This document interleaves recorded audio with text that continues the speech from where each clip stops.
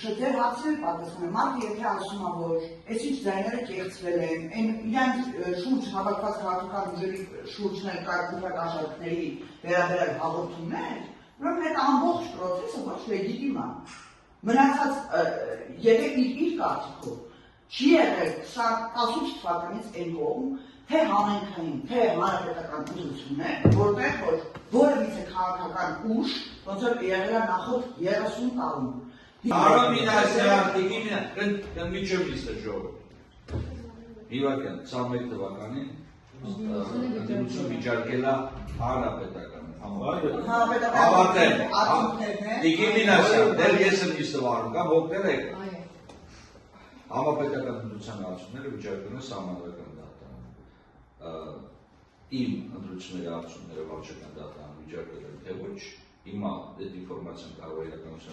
մի վարքյան կարող համապատասխան, կարող չհամապատասխան, բայց սա բացապես քաղաքական խոսք է, քաղաքական վերլուծություն, անձը ներկայացնում է իր մոտեցումները։ Համապետական ընդդիմության արդյունքները վիճարկել են սահմանադրական դատան։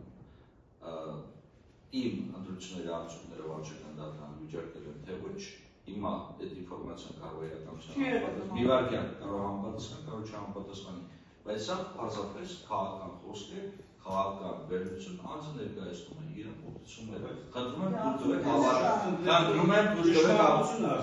եմ դուր գովեք ավարտել, ինչ որ դուք ասում եք։ Ձեր ելույթը 100% ճշմարտություն չէր, առավել քան ես այնտեղ մենակ մի հարցում կարամ ձեր հետ համաձայն լինեմ, որ պետք է այո օրինականությունը հավասար լինի բոլորի համար, թե ընդդիմության, թե իշխանության, այո գործերի ձգձգումները խնդիրը միայն այդ դիտարկման հետ եմ համաձայն, մնացած 90% ձեր ասած թեզերը ամբողջությամբ հետքվել են։ Հիմա հետո անցնեմ առաջ, մանրակաշարքը ինչի չի վերաբերվում իշխանություններին, ինչի տենց բան չեք հաղորդում չեք ընդունում։ Տիկին Դատախազ, ես խնդրում եմ ձեզ հաղորդման հանձնաժողովության մասին հաղորդում ընդունել, թե Մհեր Բելքոնյանի, թե Վահրամ Ղուկասյանի հրապարակային հայտարարությունները առայն, որ ՔՊ-ն ընտրակաշառք է բաժանել։ Եթե հանկարծ ու հանկարծ նման բան կպարզվի,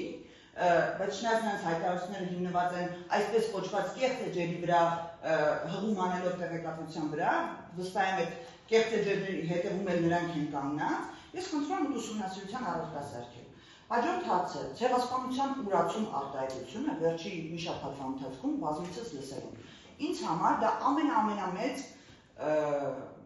ցավն է, վիրավորանքն է, որ անգամ ազգային ժողովում են նման տեքստեր հնչում։ Երբ երեք այդ ամենամեծ սուրբ օրով, ամենադաժան օրով լրագրողների մեծամասնությունը քաղաքականացնում էին այդ օրը եւ ամբողջությամբ հարցերը մանիպուլացնելով ասում կպատկերացնեի կարծոք, որ իշխանությունները կգա օր, որ ցեղասպանության ուրացման մասով հայտարարություններ կանեն, ես ապշում էի ուղղակի, ապշում։ Փաստ էին ներկայացնում մարդիկ այն, որը երբևիցե տեղի չի ունեցել, որը քրեական օրենսգրքով պատժվում է եւ իշխանությունների